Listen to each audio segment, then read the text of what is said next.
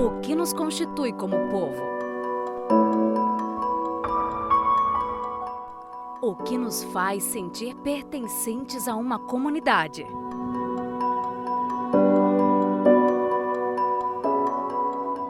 Quais as cores, as canções, os costumes, as histórias que nos unem, que nos resumem? Já parou para pensar quantas coisas na vida que valem a pena preservar?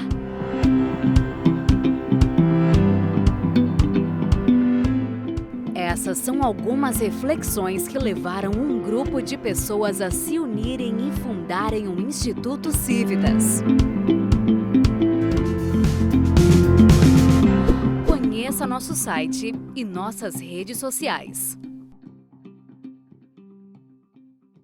Olá, prezados, eu sou Paulo Portinho e hoje a gente vai falar sobre globalismo e globalização, mas não da forma como você está acostumado a ver por aí. A globalização, praticamente todo mundo concorda, eu não vou perder muito tempo com ela, mas o globalismo, que é muito mais importante, é bem mais controverso e é nesse ponto que eu acredito que o nosso vídeo vai ser radicalmente diferente dos outros. Eu vou mostrar para você que o globalismo não é novo, ela é uma das forças mais antigas do processo civilizatório. Por que eu estou trazendo esse debate hoje? Os meus amigos de esquerda tratam essa questão do globalismo como teoria da conspiração. Quer dizer, quando a gente tenta demonstrar que existe um grupo ou grupos de pessoas, de países, de empresas, indústrias, que querem fazer com que todo mundo siga mais ou menos o mesmo padrão, a mesma compreensão de mundo, o mesmo sistema de valores, o mesmo comportamento, e isso é evidentemente uma força de uma teoria coletivista contra o liberalismo, o individualismo, contra o próprio liberalismo clássico. Eles tendem a dizer que isso é coisa de doido, que você está maluco, etc. Isso é uma maneira, até quando dizem o comunismo não existe e tal. Ninguém está dizendo que a União Soviética existe. As pessoas estão dizendo que filosofias e teorias coletivistas existem e talvez estejam mais fortes do que no passado. É a mesma ideia do globalismo, quando eu digo que é uma teoria da conspiração. Para suspender o debate, eu não quero debater sobre isso, não quero debater sobre a força do coletivismo. A gente diz que as pessoas são malucas. Porém, é radicalmente evidente que a gente tem um movimento coletivista cada vez mais forte e principalmente no Ocidente.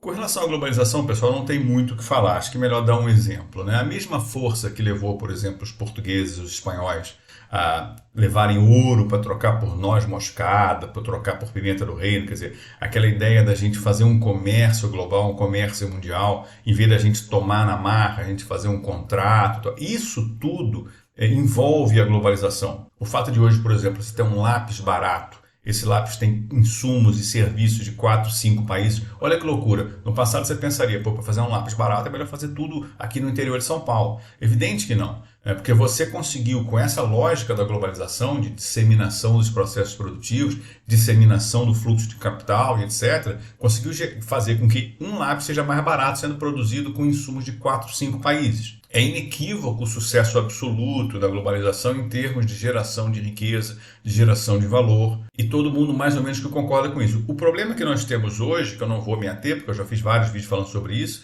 é que talvez esse excesso da globalização, principalmente os excessos da globalização financeira, esse exagero dos bancos centrais imprimindo dinheiro para comprar commodities, fazendo a inflação subir em vários países, talvez tenha colocado a globalização numa crise e que ela vai ter que suar bastante para reverter. Nesse momento que a gente tem é o contrário, a gente tem as pessoas voltando e os países voltando a ter ideias de comércios bilaterais e não multilaterais, de relacionamentos ideológicos e não pragmáticos. Mas a gente não vai debater isso aqui.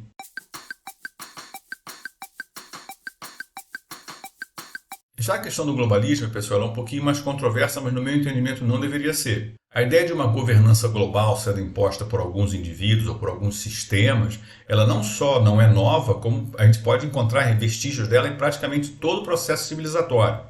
Os sistemas religiosos provavelmente são os mais bem-sucedidos modelos de globalismo. Quando eu falo globalismo, parece palavrão, Mas vamos colocar em outras palavras. Essa ideia de que nós temos um conjunto de valores morais, um conjunto de valores comportamentais, um conjunto de códigos que poderiam se aproximar do direito, ideias de direito natural, ideias de propriedade que são difundidas para várias populações, evidentemente aconteceu com os sistemas religiosos. Provavelmente em algum momento praticamente todo mundo mundo concordava com os valores, ou concordava direto ou indiretamente com os valores de alguma filosofia gestada dentro dos sistemas religiosos.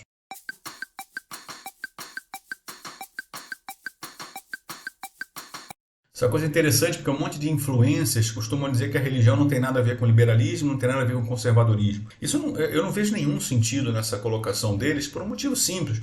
Porque as ideias, primeiro que a prática da igreja foi uma prática conservadora. E segundo porque acho que nenhuma outra associação humana se discutiu tanto a ideia de direito natural e tanto a ideia de propriedade quanto dentro, por exemplo, da filosofia moral e comportamental cristã. Então eu entendo como absolutamente bizarro você pensar que só porque hoje a gente se manifesta em termos leigos, né, a religião não tem nenhum papel. Não foi isso que aconteceu, cara. O que aconteceu foi o seguinte: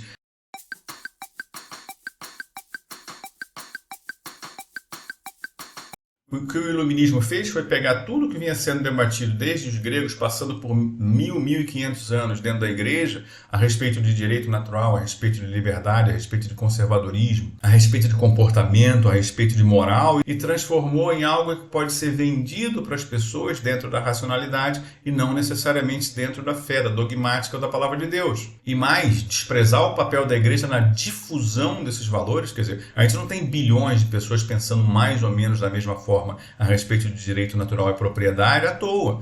O papel dos sistemas religiosos foi muito importante.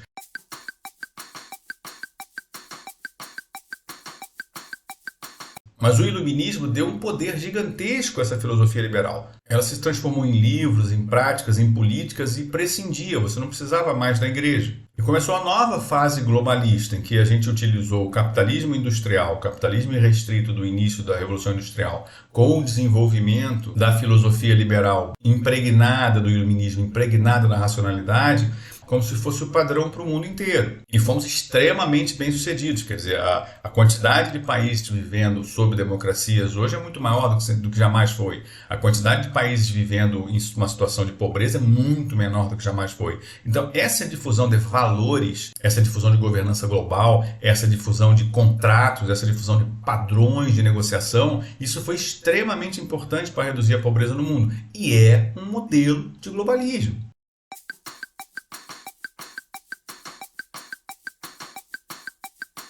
A gente também teve no Ocidente movimentos críticos, porque quando você diz que você tem uma liberdade plena e absoluta e o sujeito entende que a sua liberdade é entre não trabalhar e não comer, ou entre trabalhar e comer muito mal, você questiona se isso é uma liberdade real. Esse modelo de liberdade, ainda que você possa reconhecer que ele existe, ele não é satisfatório.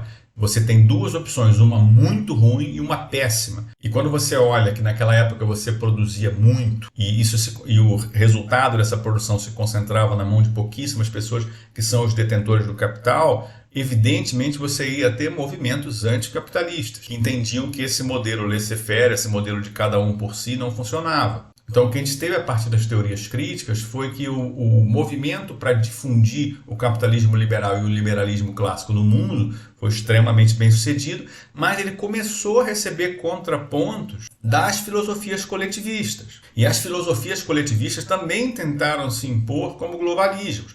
E a gente teve durante 80 anos, sei lá, talvez um pouquinho menos, 70 anos, a gente teve uma luta exatamente entre uma forma de globalismo, que é essa ideia de difusão do liberalismo, ideia de difusão do capitalismo liberal, ideia de difusão das democracias e uma visão mais centrada no Estado, na ideia de que a gente precisa organizar as pessoas porque elas sozinhas vão acabar organizando sistemas que são injustos ou não são ideais. Essa é a briga da Guerra Fria.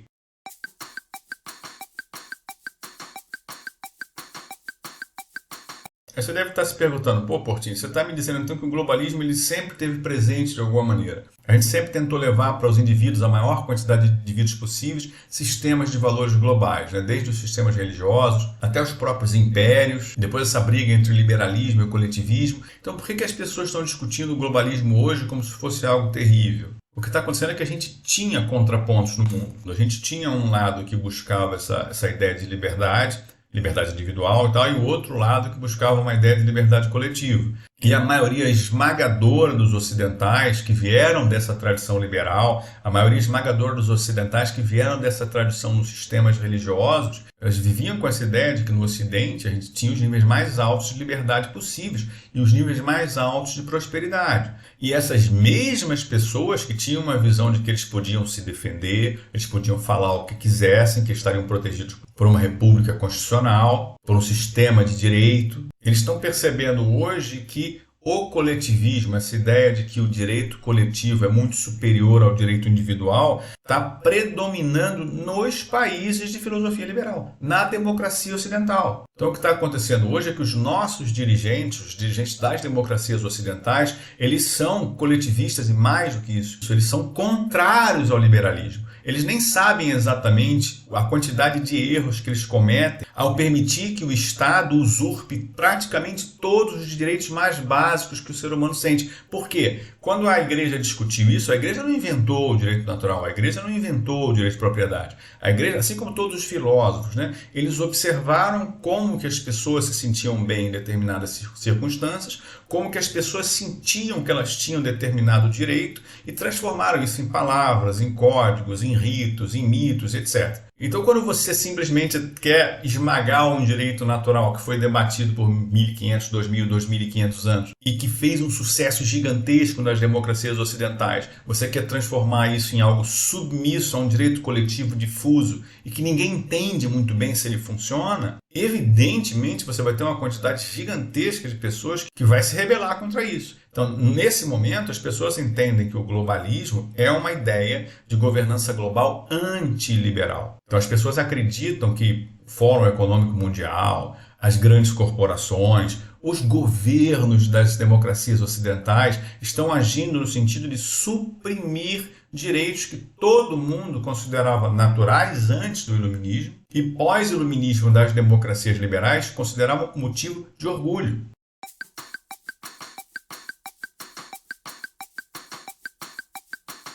Não há nenhuma dúvida de que isso está acontecendo. Nos Estados Unidos, por exemplo, fizeram uma pesquisa dizendo que 43% dos americanos acreditam que haverá uma guerra civil nos próximos 10 anos. Hoje, dentro dos Estados Unidos, os jovens, eles entendem, eles são instruídos nos colégios ou instruídos nas redes sociais a considerar não só a história americana, mas como os Estados Unidos como um país racista, um país mau, um país que deve ser extirpado, um país que deve ser destruído, uma história que deve ser renegada. Então você tem proibição de livros, por exemplo. Se qualquer pessoa que entendesse um pouquinho de filosofia liberal ou de história sabe que quando você destrói um livro, você simplesmente perde a sua capacidade de reinterpretar aquele tempo histórico nos valores daquele tempo histórico. A mesma coisa que acontece no Brasil aqui, da gente jogar fora o Monteiro Lobato, porque ele escrevia palavras que hoje são consideradas racistas. Quando você faz esse exercício de ir para lá e ver, cara, essa sociedade eu não quero, o Monteiro Lobato não está te atrapalhando. O Monteiro Lobato está te ajudando a ver que aquela sociedade você não quer. Esse tipo de visão de história, esse tipo de visão de filosofia foi jogada no lixo. Tanto é verdade que as pessoas estão destruindo estátuas de pessoas nos Estados Unidos que aboliram a escravidão como se eles fossem escravocratas. O americano ele tem ódio hoje, é treinado, induzido a ter ódio dos pais fundadores, a ter ódio da própria Constituição, a ter ódio do liberalismo interno, a ter ódio da religião. Recentemente teve um caso de um professor que perdeu o emprego porque rezava depois dos jogos. Isso foi revertido na Suprema Corte Americana. Mas olha só o nível em que nós chegamos. Aí você tem de um lado as pessoas religiosas, as pessoas conservadoras, denunciando movimentos globalistas, como por exemplo do Fórum Econômico Mundial, que está dizendo abertamente na sua cara que você não vai ter nada e vai ser feliz, atacando diretamente a ideia milenar de propriedade, que você precisa parar de produzir comida em nome de uma agenda ambiental. Você tem ideia de quão antinatural é isso para uma pessoa comum? Ela tem uma fazenda na Holanda que é um dos maiores produtores de comida do mundo e ela precisa fechar essa fazenda por questões ambientais, só que nós estamos vivendo hoje uma escassez de comida. Você está falando para um fazendeiro que ele tem que parar de produzir mesmo num ambiente de escassez de comida,